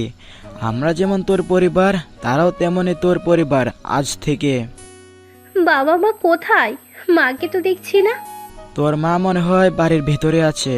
চিন্তা করিস না, তোমাকে আমি সামলে নেব। তুই পৌঁছে গিয়ে আমাকে ফোন দিস। ভালো থাকিস। আল্লাহ হাফেজ। আল্লাহ হাফিজ। গাড়ি চলতে শুরু করলো তার আপন গতিতে। তানিশার বাবা চেয়ে রইল সেদিকে। তাকিয়ে তো থাকবেই, তার অমূল্য রত্ন নিয়ে যাচ্ছে কেউ। এই মুহূর্তটা যেমন একটা মেয়ের জীবনে আসে, ঠিক তেমনই একটা বাবা বুঝতে পারে তার মেয়েকে এত লালন পালন করে অন্যের ঘরে দেওয়াটা কতটা কষ্টের। প্রত্যেকটা মেয়েকে এমন একটা সময়ের মুখোমুখি হতে হবে। গাড়ি এসে থামলো চৌধুরী বাড়ির সামনে। গাড়ি থামতেই সকলে বউকে নিয়ে ব্যস্ত হয়ে পড়ল। আশা মির্জা তানিশাকে বরণ করে ঘরের ভেতর প্রবেশ করালেন। তারপর তানিশাকে নিয়ে সোফায় বসিয়ে দিলেন। অস্বস্তি লাগছে তোমার তানিশা? না। সত্যি বলো, অচেনা জায়গায় একটু অস্বস্তি লাগবেই, মানিয়ে নাও প্লিজ, ধীরে ধীরে সব ঠিক হয়ে যাবে। বউ এসেছে শুনে সকলে বউকে দেখতে আসছে। বউকে দেখে কেউ কেউ সুনাম করছে, আবার কেউ কেউ দুর্নাম করছে। কেউ বলছে বউ দেখতে শ্যামলা, আবার কেউ বা বলছে বউ শ্যামলা তো কি হয়েছে, দেখেছো মুখটা কি মায়াবী। কেউ বলছে বউটা একটু খাটো, কেউ বলছে বউটার একটু নাক বোচা। এটাই আমাদের সমাজের নিয়ম। আমাদের সমাজে এমন কিছু মানুষ আছে যারা ছোট করতে পছন্দ করে, যাদের তা জেনে নিন্দা করা। তারা কখনো আপন পর দেখে না, তারা মনে করে তারা যেটা করছে সেটাই ঠিক। আপনারা আমার ছেলের বউকে দেখতে এসেছেন, বউকে দেখে সুন্দর করে চলে যাবেন। আপনাদের কেউ বিচার করতে পারেনি আমার ছেলের বউ দেখতে কেমন। এগুলো নিয়ে না কথা বললেই আমি খুব খুশি হব। আশা মির্জার কথা শুনে অনেকে খুশি হলো, কেউ বা আবার মুখ বেজার করলো। অন্যদিকে তানিশা যেন স্বস্তির নিঃশ্বাস ফেলল। একটুখানি সহ্য করে নাও, বেশি সময় লাগবে না, কিছু নিয়ম পালন করবে। আমি জানি তুমি অনেক দূর থেকে জার্নি করে এসেছো, তোমার খারাপ লাগছে, সারাদিন এমন করে থেকেছো, একটু অস্বস্তি হবে, তবুও বলবো একটু মানিয়ে নাও। না মা, সমস্যা নেই, আমি ম্যানেজ করে নিব। আসলে আমাকে একটু আব্বুর কাছে ফোন দিতে হবে, আপুর সাথে একটু কথা বলবো। তারা, তুই এইভাবে এখানে বসে আছিস কেন? যা তাড়াতাড়ি ফ্রেশ হয়ে নে, ফ্রেশ হয়ে তোর ভাবিকে রুমে নিয়ে যা। জি আম্মু। তারা ফ্রেশ হতে চলে গেল। অন্যদিকে সব নিয়ম কানুন মেনে তানিশাকে আকাশের রুমে বসিয়ে দিয়ে আসা হলো। তানিশাকে রুমে দিয়ে যেতে তানিশা তাড়াতাড়ি করে তার ফোন দিয়ে তার বাবাকে ফোন করলো। হ্যালো বাবা, আমি ঠিকমতো এসে পৌঁছেছি, তুমি চিন্তা করো না। ওষুধ খেয়ে ঘুমিয়ে পড়ো তাড়াতাড়ি, অনেক রাত হয়ে গেছে। মা কি করছে? হ্যাঁ, ঘুমিয়ে পড়বে এখন, তোমার মা ঘুমিয়ে আছে। আচ্ছা বাবা, তাহলে তুমিও ঘুমিয়ে পড়ো, এখন রাখি, আল্লাহ হাফিজ। ঠিক আছে, আল্লাহ হাফেজ। তানিশার বাবা হয়তো এই কারণে জেগেছিল, মেয়ে ফোন করবে ঠিকমতো পৌঁছেছে কিনা তা জানার জন্য। এখন সে নিশ্চিন্তে একটু ঘুমাবে। আজকে তার বুকের বাঁ পাশটা কেমন যেন খালি খালি লাগছে। তানিশা ফোন রাখতে তার ঘরে তারা প্রবেশ করলো। ভাবি তুমি এখনো ওইভাবে বসে আছো? যাও ফ্রেশ হয়ে নাও, ফ্রেশ হয়ে সুতি একটা শাড়ি পরে নাও। শাড়ি তো পরবো, কিন্তু আমার লাগেজটা কই? তোমার লাগেজ, তোমার লাগেজ। বলতে বলতে তারা এদিক ওদিক তাকাচ্ছিল। হঠাৎ দেখলো ঘরের এক কোণ একটা লাগেজ। ওই তো, ওইটাই মনে হয় তোমার লাগে, তাই না? তুমি ওয়াশরুমে যাও ফ্রেশ হতে, আমি তোমার সব জিনিসপত্র বের করছি। তানিশা ফ্রেশ হতে চলে গেল। তারা লাগেজ থেকে তার সব প্রয়োজনীয় জিনিস বের করে রাখলো। তানিশা ফ্রেশ হয়ে বের হতে তারা তার দিকে সবকিছু এগিয়ে দিল।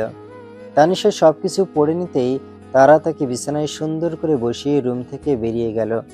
তানিশা বাহির থেকে স্পষ্ট সবার আওয়াজ শুনতে পাচ্ছে। সবাই রাফাতের সাথে তর্ক করছে। রাফাতকে টাকা ছাড়া বাসর ঘরে ঢুকতে দেবে না। এত টাকা কই পাবো বলো? এত টাকা কই? মাত্র 50,000 টাকা চেয়েছি। এই সামান্য টাকা তো হাতের ময়লা, ময়লা ভেবে জেরে ফেলে টাকাগুলো, তাহলে তো সমস্যা হয় না। সামান্য টাকা 50,000 তোদের কাছে সামান্য মনে হলে আমাদের কাছে অনেক কিছু। তাহলে তুমি বাইরে থাকো, আজকে আমি ভাবির সাথে থাকবো, ঠিক আছে ভাইয়া? পরি, তুই এদের সাথে যোগ দিয়েছিস? তুই তো আমার আদরের বোন, আজকে ভাইয়ের দিকে থাকবি না? এটা কিন্তু ভারী অন্যায়। অন্যায় কিনা জানি না, তুমি টাকা দিবে, টাকা না দিলে তুমি ঘরে যেতে পারবে না। রাফাতের আর কি করার, অগত্যা সে টাকা দিয়ে রুমে প্রবেশ করলো। টাকা পেয়ে সবাই হৈ হৈ করে উঠল। তারপর যে যার মতো টাকা ভাগ করে নিয়ে চলে গেল যার যার রুমে। রাফাত রুমে প্রবেশ করতেই তানিশার ধুকপুকানি বের হয়ে গেল। রাফাত কিছু না বলে সরাসরি ওয়াশরুমে গিয়ে ফ্রেশ হয়ে বের হয়ে এলো।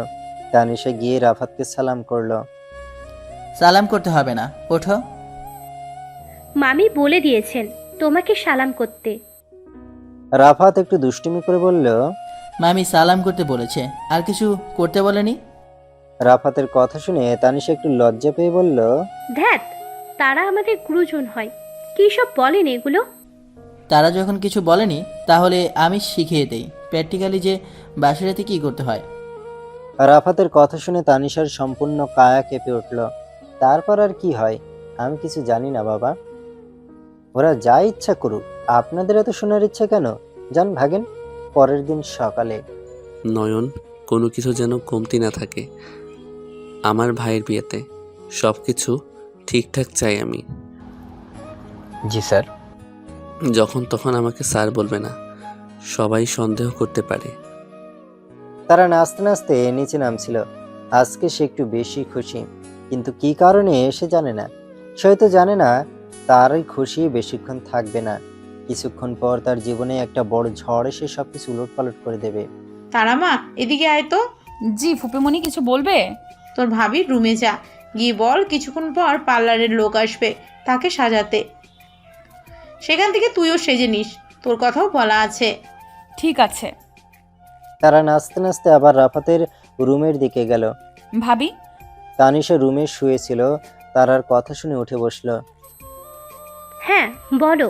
ফুপিমণি তোমাকে সব কিছু গুছিয়ে নিতে বললো, কিছুক্ষণ পর পার্লারের লোক তোমাকে সাজাতে আসবে। ও, আমার মোটামুটি সব কিছু গোছানোই আছে, ওনারা আসলেই আমি সাজতে বসে যাব।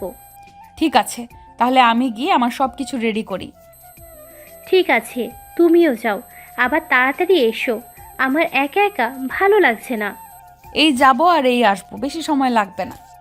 বলে তারা দৌড়ে চলে গেল। পিছন থেকে তানিশা ডেকে বলল, ধীরে ধীরে যাও, পড়ে গিয়ে ব্যথা পাবে তো। তারা পিছনে কার কথা, সে দৌড়ে চলে গেল। সন্ধ্যায় সকলে চলে এসেছে রিসেপশন পার্টিতে। সবাই শুধু বউ আসার অপেক্ষা করছে। আকাশ আর রাফাত এক সাইডে দাঁড়িয়ে কথা বলছে দুজনে। ঠিক সেই সময় তারা আর তানিশা সিঁড়ি দিয়ে নামতেই তাদের উপর লাইট পড়ল। দুজনের কথা বলতে বলতে সিঁড়ির দিকে তাকাতেই আকাশ আর রাফাতের হার্টবিট মিস হয়ে গেল। তানিশা খয়েরি রঙের লেহেঙ্গা পরেছে, সাথে ভারী গহনা। তানিশাকে দেখে রাফাতের বুকের ভেতর ধুকপুক করছে। অন্যদিকে তার আগে দেখে আকাশের অবস্থা নাজেহাল। তারা হোয়াইট রঙের একটা গাউন পরেছে, সাথে তার লম্বা চুলগুলো হালকা কার্ল করে ছেড়ে দেয়া, ঠোঁটে হালকা পিঙ্ক কালারের লিপস্টিক, মুখে হালকা মেকআপ, কপালের ছোট্ট স্টোনের টিপ। আকাশ দূর থেকে দাঁড়িয়ে তারা কি লক্ষ্য করছে।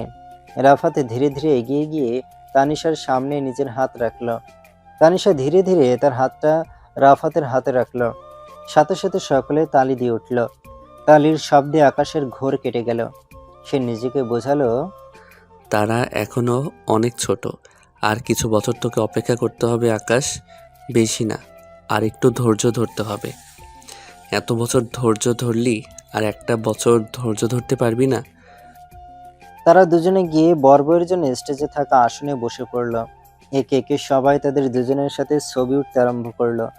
তানিশার চোখ দুটো তার আপন মানুষদের খুঁজছে।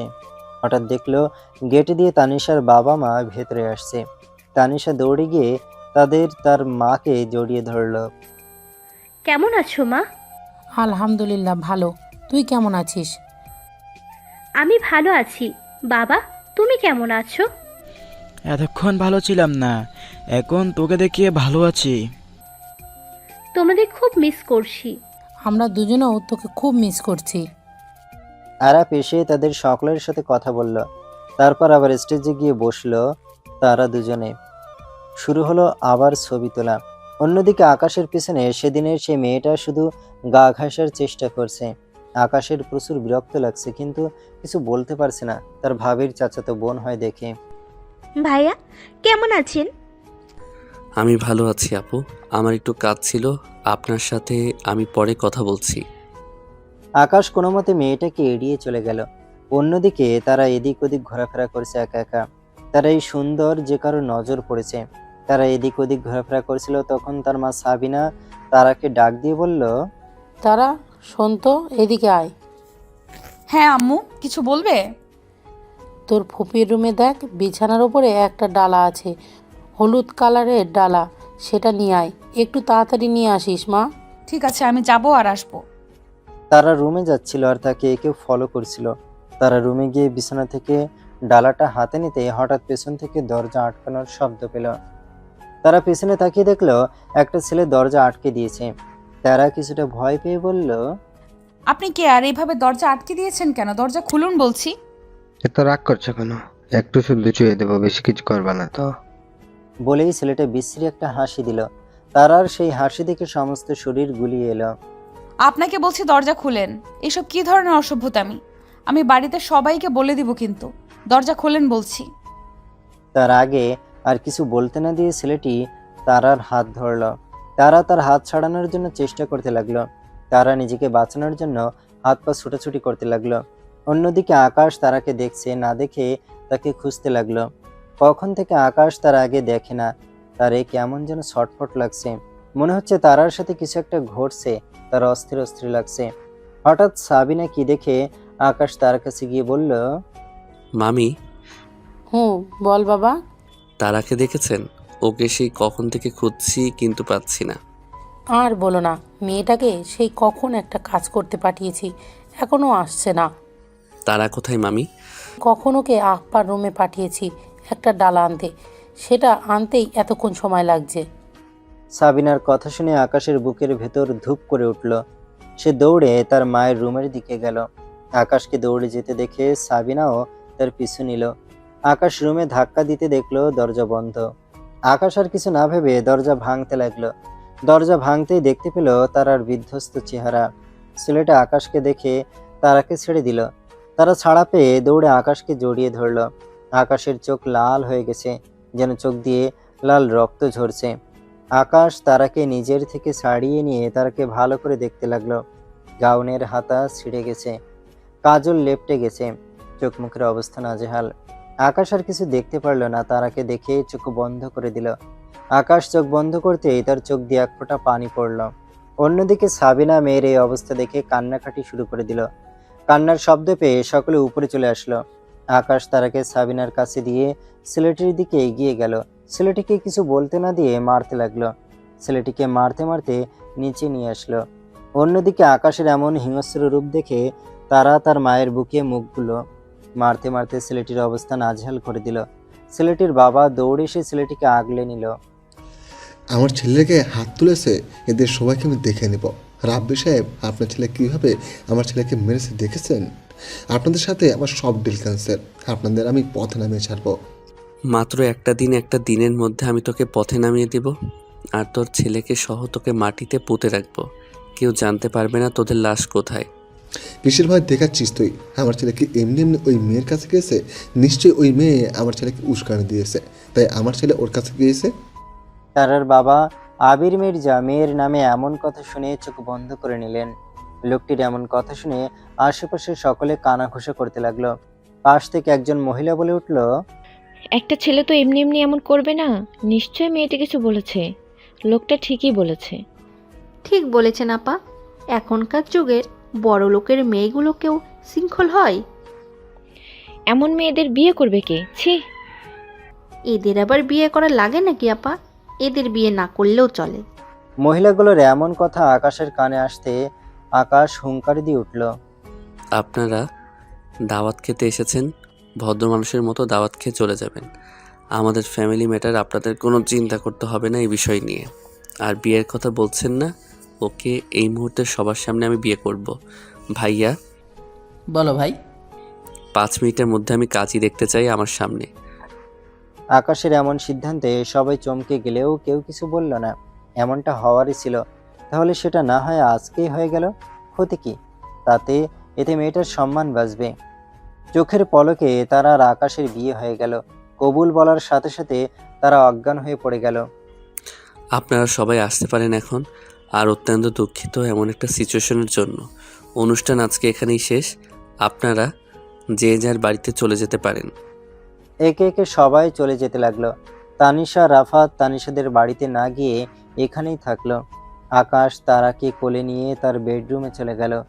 রাফাত ডাক্তারকে ফোন করলো। ডাক্তার তারাকে দেখে বলল, অতিরিক্ত কান্না আর ব্রেনে অতিরিক্ত প্রেশার পড়ার কারণে ব্রেনে ধাক্কা নিতে পারেনি, যার কারণে অজ্ঞান হয়ে গেছে। বেশি চিন্তা করবেন না, আশা করা যায় কিছুক্ষণের মধ্যে জ্ঞান ফিরে আসবে। আপাতত আমি ওকে ঘুমের ওষুধ দিচ্ছি, আজকে সম্পূর্ণ রাতও ঘুমাবে। চিন্তার কিছু নেই তো আঙ্কেল? না না, চিন্তার কিছু নেই, আল্লাহর মধ্যে খুব তাড়াতাড়ি সুস্থ হয়ে যাবে। ডাক্তারের কথা শুনে সকলে একটা স্বস্তির নিঃশ্বাস ফেলল। ডাক্তার চলে গেল। সবাই যে যার রুমে চলে যাও। আকাশের কথা শুনে সাবিনা আর আশা একটু ইতস্তত করে বলল, বলছিলাম কি বাবা, আজকে রাতটা আমি তারার সাথেই থাকি। আপনাদের কাউকে থাকতে হবে না মামি, আমি আমার বউকে সামনে রাখতে পারবো। আকাশের এমন কথা শুনে সকলে হা হয়ে গেল। কিছু সময়ের মধ্যে ছেলেটার এমন পরিবর্তন। আর কিছু মা বলে যে যার মতো রুমে চলে গেল। আকাশ তার রুমের দরজা আটকে দিয়ে ফ্রেশ হতে চলে গেল। ফ্রেশ হয়ে আকাশ গিয়ে তারার মাথার কাছে বসলো। কি থেকে কি হয়ে গেল তাই না? আমি কখনো কল্পনাও করতে পারিনি যে তুই এত তাড়াতাড়ি আমার জীবনে আসবি। কি বলবো বল, আল্লাহ তাআলা উত্তম পরিকল্পনাকারী। দেখ, আজকে আমাদের বাসায় ঘুমাচ্ছিস। এত কিছুর পরেও আমার মনের ভিতর কেমন যেন শান্তি লাগছে জানিস। আজকে থেকে আমার আর কোনো ভয় নেই, তুই শুধু আমার। আকাশ কিছুক্ষণ নিজের মনে মনে একা বকবক করে উঠে চলে গেল নামাজ পড়তে, আল্লাহর কাছে শুকরিয়া আদায় করতে। সে না চাইতে এত বড় একটা জিনিস পেয়ে গেছে, আল্লাহর কাছে শুকরিয়া আদায় করবে না? আকাশ নামাজ পড়ে আল্লাহর কাছে শুকরিয়া আদায় করলো। তারপর বারান্দায় চলে গেল। বারান্দায় গিয়ে নয়নকে ফোন করলো। জি স্যার, বলেন।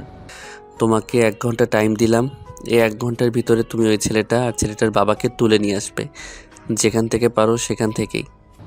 জি স্যার। আকাশ বারান্দা থেকে গিয়ে তারার পাশে আবার বসলো। তারপর তারার মাথায় হাত বুলিয়ে দিতে লাগলো যত্ন করে।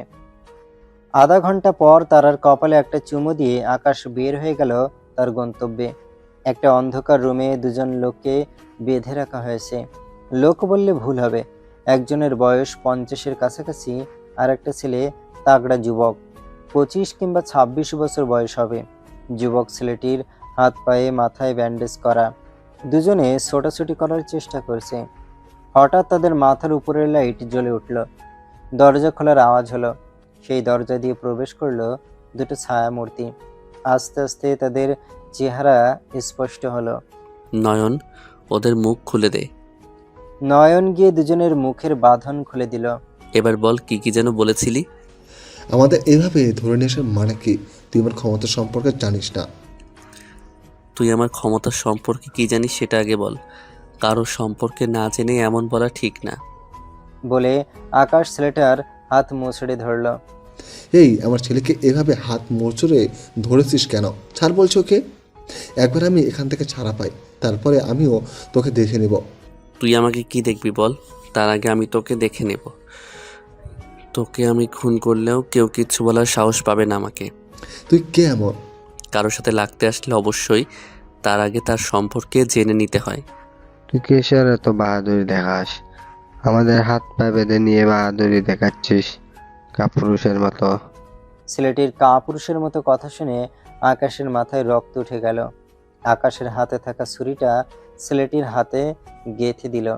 সাথে সাথে ছেলেটি চিৎকার করে উঠল। আচ্ছা, আমি তোদের কিছু বলি। তোরা বাপ ছেলে মিলে নারী পাচার, ড্রাগ, অবৈধ ব্যবসা করিস, কিন্তু লোকচক্ষুর আড়ালে তোদের সবাই ভালো মানুষ বলেই চেনে। এই অবৈধ টাকা দিয়ে পুলিশ, মন্ত্রী, এমপি এদের হাতে রাখিস। আরও কিছু বলবো নাকি? সত্যি করে বল, তুই কে? তার কথা শুনে পিছন থেকে নয়ন বলে উঠল, স্যার, আমি বলছি, আপনি একটু চুপ থাকেন। আপনি নিশ্চয়ই ক্লান্ত হয়ে গেছেন এত কথা বলতে বলতে। আমাকে একটু বলতে দিন। শোন, এটিকে কখনো দেখেছিস তোরা? ও সরি, তোরা কেমন করে দেখবি? তাকে তো এখন পর্যন্ত কেউই দেখেনি। হেয়ালে না করে সরাসরি বল। এত হাইপার হচ্ছিস কেন? সম্পূর্ণ কথা আগে শুনবি তো। এই হচ্ছে সেই এটি। কাকে তুই ভয় দেখাচ্ছিলি বল? তোর মতো ব্যবসায়ীকে 100 বার কেনার মতো ক্ষমতা তার আছে। নয়নের কথা শুনে ছেলেটি আর তার বাবা দুজনে এবার একটু ভয় পেল। স্যার, আমাদের ভুল হয়ে গেছে, এবারের মতো ছেড়ে দিন। আমরা আর জীবনে খারাপ কাজ করব না। স্যার, ভুল তো সবাই করে, এবার মতো মাফ করে দিন। তোরা যখন নারী পাচার করেছিলি তখন সেই মেয়েদের উপর কি তোদের দয়া হয়েছিল? না, তোদের দয়া হয়নি। তাহলে আমি কেন তোদের দয়া করব? তাদের আর কিছু বলার সুযোগ না দিয়ে আকাশ তার হাতে থাকা পিস্তল দিয়ে একে একে দুজনের বুক ঝাঁঝরা করে দিল। নয়ন, এদের দুজনকে ঠিক রাস্তার মাঝখানে ফেলে রাখবে আর সমস্ত প্রমাণ পুলিশের কাছে পাঠিয়ে দেবে এদের বিরুদ্ধে।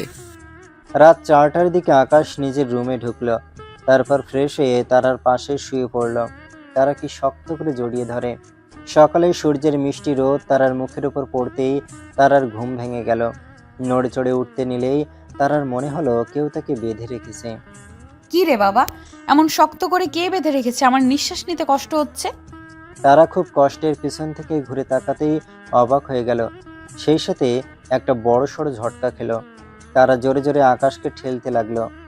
ভাইয়া আমাকে ছাড়েন, এভাবে জড়িয়ে ধরে শুয়ে আছো কেন? ছি, কেউ দেখলে কি ভাববে? তারার কথায় আকাশের ঘুম কিছুটা হালকা হয়ে এলো।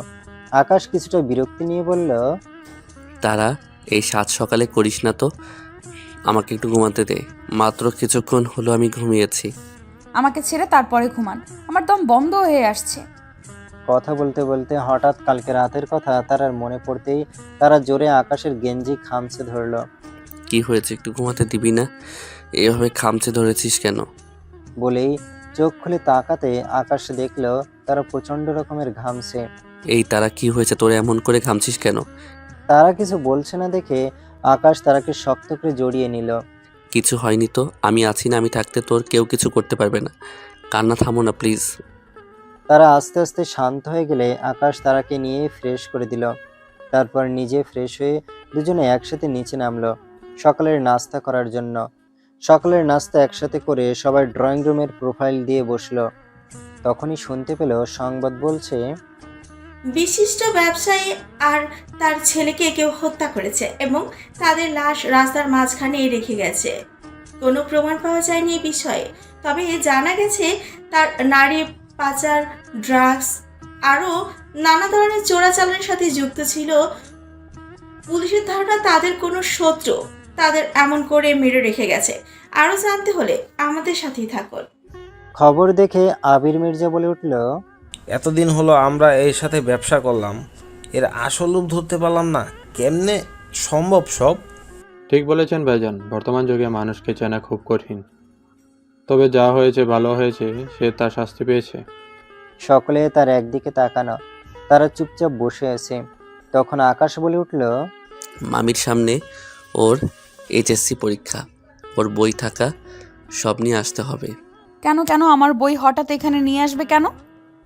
তার আর কোথায় গিয়ে পাত্তা দিল না। ঠিক আছে, আজকে তাহলে আমরা যখন চলে যাব তারপর ড্রাইভারকে দিয়ে তারা সব জিনিসপত্র এখানে পাঠিয়ে দিব। আমিও যাব তোমাদের সাথে। আমি কি এখানে থাকবো নাকি? এখন থেকে তোমাকে এখানেই থাকতে হবে, কারণ তুমি এই বাড়ির বউ। এই বিয়ে আমি মানি না। আমি এখানে থাকবো না, বাড়িতে যাব। মা, এমন করে না, এখন থেকে তোমাকে এখানেই থাকতে হবে। যখন তোমার মনে হবে আমি বাবা মাকে দেখব, তখন তুমি সাথে সাথে চলে যাবে, তোমাকে কেউ না করবে না। আশা মির্জার কথা শুনে তারা কাঁদতে কাঁদতে দৌড়ে রুমে চলে গেল। মামি, আপনারা চিন্তা করবেন না, আমি সব বুঝিয়ে দেব ওকে। আকাশ তারার পিছনে পিছনে গেল। দেখলো তারা বিছানায় শুয়ে থেকে কান্না করছে। আকাশ গিয়ে তার কাঁধে হাত রাখলো। আমি এই বিয়ে মানি না, আমি এখানে থাকবো না। তারার কথা শুনে আকাশের কলিজা যেন কেউ ছিঁড়ে নিয়ে যাচ্ছে এমন অনুভূতি হচ্ছে। তবুও সে নিজেকে সামলে নিয়ে বলল, ঠিক আছে, তোকে এই বিয়ে মানতে হবে না, আমি সবাইকে বুঝিয়ে বলবো, কিছুদিন সময় দে আমাকে। আকাশের কথা শুনে তারা কিছুটা শান্ত। সময় কখনো থেমে থাকে না, নিজের মতো করে আপন গতিতে চলে। দেখতে দেখতে কেটে গেছে আরো 2 মাস। আর কিছুদিন পরেই তাদের পরীক্ষা শুরু হবে। আকাশ অফিস সাথে তারার পড়াশোনা দুয়েকে সামলে সে। বাড়িতে ছিলাম, ভালো ছিলাম। এখানে এই বান্দরের কাছে এসে আমাকে শুধু পড়তে হয় দিনরাত 24 ঘন্টা। আমাকে একটু শান্তি দেয় না। একা একাই বিড়বিড় করছিল তারা। কিরে, তোর পড়া কতদূর হয়েছে? আকাশের কথায় তারা চমকে উঠল। আপনি কখন আসলেন? তুই যখন আমাকে গালবন্ধ করছিলিস তখন এসেছি আমি। এখন চুপচাপ আমাকে পড়াতে, আমি যা যা পড়া তোকে দিয়ে গিয়েছিলাম। আকাশ একে একে সব পড়া ধরলো। কিছু পড়া তারার এখনো ভালোভাবে হয়নি। সারাদিন কি করিস, এই কয়েকটা পড়া দিয়ে গেছি, তাও তার মধ্যে কিছু ভালোভাবে পারিস না? আমি না তোমার বউ? বউকে মানুষ এইভাবে পড়ায়? বউকে তো আদর করে। তার আর মনে নেই সে এগুলো কি বলছে। তারার কথা শুনে আকাশ চমকে গেল। আমাকে দেখেছিস, আমি সব জায়গায় ফার্স্ট হয়েছি, আর তুই ফার্স্ট বয়ের বউ হয়ে যদি ফেল করিস তাহলে আমার মান সম্মান কোথায় থাকবে? আমার পড়াশোনা করতে ভালো লাগে না। তাহলে কি ছেলে মেয়ে পয়দা করবে? দরকার হলে তাই করব, কিন্তু আমার পড়াশোনা করতে একদম ভালো লাগে না। তোকে ছেলে মেয়ে পয়দা করাবো, দাঁড়া একটা চর মেরে না গাল ফাটিয়ে দেব। বেশি পেকে গেছিস, সামনে পরীক্ষা আর মাত্র কিছুদিন বাকি। এখন এসব মাথা থেকে ঝেড়ে ঠিকঠাক মতো পড়। আকাশের ধমক শুনে তারা চুপচাপ পড়তে লাগলো। দেখতে দেখতে তারার পরীক্ষা শেষ। আজকেই তারার লাস্ট পরীক্ষা হলো। পড়াচোর তারা যেন হাফ ছেড়ে বাঁচল। তারা কলেজ গেট থেকে বের হতে হতে দেখতে পেল আকাশ গাড়ি নিয়ে দাঁড়িয়ে আছে। তারা চুপচাপ গিয়ে গাড়িতে বসে পড়ল। আল্লাহ বাঁচাই গেল, সব পরীক্ষা শেষ। এখন কি যে শান্তি লাগছে। এত কষ্ট করে আমি পড়িয়েছি, যদি প্লাস না আসে তাহলে তোর কপালে দুঃখ আছে দেখিস। আকাশের কথা শুনে তারা মনে মনে বলল, পরীক্ষাটা শেষ হয়েছে, শান্তি মতো একটু রিল্যাক্স করতে দেবে তা না, শুরু হয়ে গেছে এর ডায়লগ। ইয়া মাবুদ, আমাকে একটু বাঁচাও, আর ভাল লাগে না এত প্যারা। কিছু বললি? কি আর করমু, কিছুই না। তাড়াতাড়ি বাসায় চলেন, সবাই আমাদের জন্য ওয়েট করছে। কিছু সময়ের মধ্যে তারা দুজনে বাড়িতে উপস্থিত হলো। কি রে, এসেছিস? আসতে এত দেরি হলো কেন? আমাদের দেশের রাস্তার অবস্থা কেমন তা কি তোমাকে আবার বলতে হবে নতুন করে? যা তাড়াতাড়ি রেডি হয়ে আয়। তোমরা যাও, আমি যাব না, আর তারাও যেতে পারবে না। তোমাদের তো আগে থেকে আমি বলছি। এটা কেমন কথা? তারার পরীক্ষা শেষ, এখন একটু ঘোরাফেরা করবে, আর আপনিও কি দিয়ে দেবেন না? ভাবি আপনারা সবাই চান। আকাশের কথা শুনে তারা এখন কান্না করে দেবে এমন অবস্থা। তারা এবার 1 মাসের সবাই জেনে গেছে যে আকাশ এটি গ্রুপের মালিক। তুই কেন যাবি না? আর তার আগে কেন যেতে দিবি না? তোর দাদি তুই 2 নাত বউকে একসাথে দেখতে চেয়েছেন। সে কত আশা নিয়ে বসে আছে গ্রামে, আর তুই যাবি না? আমার অনেক কাজ আছে, সবাই চলে গেলে অফিস সামলাবে কে? অফিসের কাজ ঘরে বসেও করা যায়, আমার সাথে বেশি তর্কে করবি না। যা রেডি হয়ে আয় দুজনে। বলছি না আমি যাব না। আকাশের কথা শুনে তারা দৌড়ে তাদের রুমে চলে গেল। দিলে তো মেয়েটাকে মন খারাপ করে। এখন যা, তোরা যা করার কর। তানিশা, যাও রেডি হয়ে এসো, তাড়াতাড়ি এসো সবাই রেডি হয়ে। আকাশ রুমে চলে গেল। রুমে ঢুকতে দেখলো তারা বিছানায় শুয়ে কান্না করছে। যা রেডি হয়ে নে, 3 দিনের বেশি থাকবো না, মাথায় যেন থাকে। আকাশের কথা শুনে তারা কান্না বন্ধ করে লাভ কি বিছানায় উঠে বসলো। আকাশ রাজি হয়েছে, এটাই অনেক। 3 দিন পরে আমার সাথে চলে আসতে হবে, তাড়াতাড়ি জামা কাপড় গুছিয়ে নে। সকলে রেডি হয়ে নিচে নেমে আসলো। আকাশ আর তারা কি নামতে দেখে একটু অবাক হলো সবাই। তানিশা তারার কানে কানে গিয়ে বলল, কি গো, আমার দেবরকে কি এমন বললে যে রাজি হয়ে গেল যেতে? ভাবি রাজি হয়নি তো, বলেছে সেখানে 3 দিন থাকবে, তারপর আবার ওই খারুসের সাথে আবার আসতে হবে। সকলে মিলে রওনা দিলাম ময়মনসিংহের উদ্দেশ্যে। মাঝ রাস্তায় আসতেই আকাশের ফোনে কল এলো। আকাশের তারাকে আবার চলে আসতে হলো না গিয়ে। সারা রাস্তা তারা কান্না করতে করতে এসেছে। তুই যখন আমাকে নিয়ে যাবি না, তাহলে আমাকে কেন আশা দেখালি? রাগের মাথায় তারা বুঝতেই পারলো না আকাশকে সে তুই করে বলছে। তারার কথা শুনে আকাশ রেগে তারাকে একটা জোরে ধমক দিল। চুপ থাক, আর একটা বেশি কথা বলবি আমি তো এক ঝড় মেরে গাল লাল করে দেব। তারা কোনো কথা বলল না, আকাশের ঝাড়ি খেয়ে চুপ করে রইল। আকাশ তার আগে বাড়িতে রেখে তাড়াতাড়ি অফিসে চলে গেল। অফিসের কাজ শেষ করতে করতে প্রায় রাত 10টায় বাড়ি ফিরল আকাশ। রুমে ঢুকতে দেখলো তারাকে যেমন রেখে গেছে তেমন করে বিছানায় শুয়ে ঘুমিয়ে আছে। কোনো কিছুই চেঞ্জ করেনি। চোখের কোণে পানি এখনো জমে আছে, হয়তো এতক্ষণ কান্না করেছে। আকাশেরই বা কি করার ছিল? সে তো যেতে চেয়েছিল, কিন্তু কাজ পড়ায় আবার ফিরে আসতে হলো। তার মায়াপুরী তাকে কেমনে যেতে দেবে? তার মায়াপুরীকে ছাড়া তো তার এক রাত ঘুমই হয় না, সেটা তো এই মেয়ে বোঝে না। আকাশ একটা দীর্ঘশ্বাস ফেলে তারাকে চেঞ্জ করে দিল, ঘর গোছালো, তারপর নিজে ফ্রেশ হয়ে ঘুমের মধ্যে তারাকে খাইয়ে দিল, নিজেও খেয়ে নিল। তারাকে বুকের মধ্যে জড়িয়ে ঘুমিয়ে পড়ল। সকালে তারার আগে ঘুম ভেঙে গেল। ঘুম ভাঙতে দেখলো আকাশ তাকে শক্ত করে জড়িয়ে ধরে আছে। তারা রাগ হলো আকাশের ওপর, জোরে জোরে আকাশকে ধাক্কা দিয়ে নিজে ফ্রেশ হতে চলে গেল। তারা চলে যেতেই আকাশ চোখ খুলে তাকালো।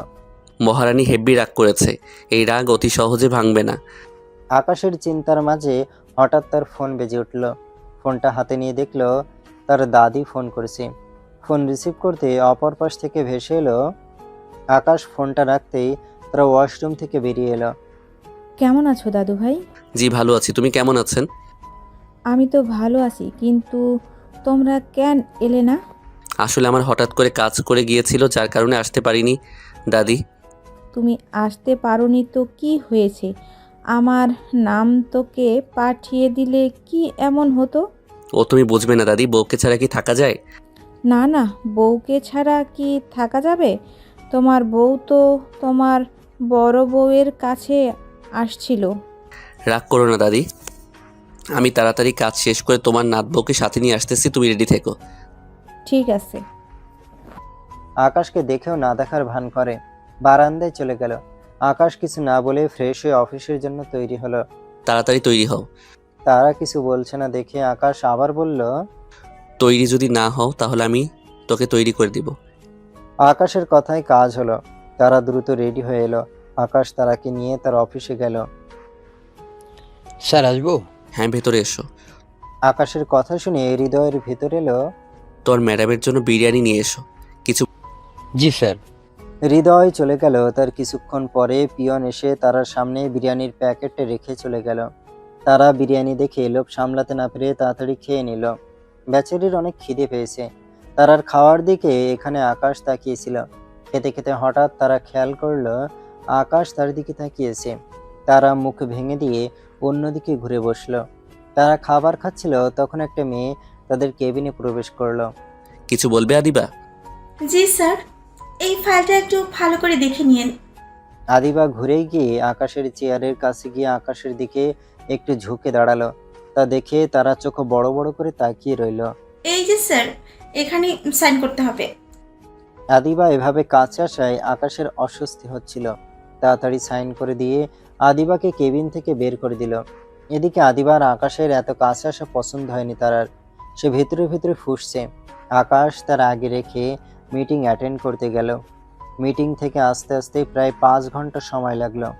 কেবিনের ভেতরে এসে দেখে তারা চকলেট খাচ্ছে। চকলেট খাচ্ছিস কেন? এখন তো দুপুরে খাবার খাওয়ার সময়।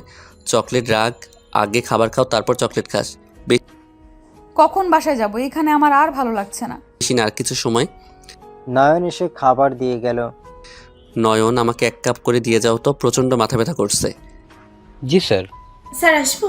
এসো। স্যার আপনার কফি। আপনি কেন? আমি তো আপনাকে আমার পিএ হিসেবে রাখিনি। আসলে স্যার, নয়ন স্যার একটু কাজে ব্যস্ত আছেন, তাই আমাকে দিয়ে কফি পাঠালেন।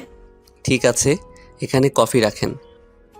কফিটা রাখতে যাবে টেবিলের ওপর, তার আগে ইচ্ছে করে কফিটা আকাশের শরীরের ওপর ফেলে দিল। Oh shit. Sorry sir, I am really sorry. আমি ইচ্ছা করে ফেলিনি স্যার। It's okay. আমি মুছে দিচ্ছি। বলে আদিবা টেবিল থেকে টিস্যু নিয়ে মুছে দিতে যাবে, তার আগে তারা চিৎকার করে উঠল।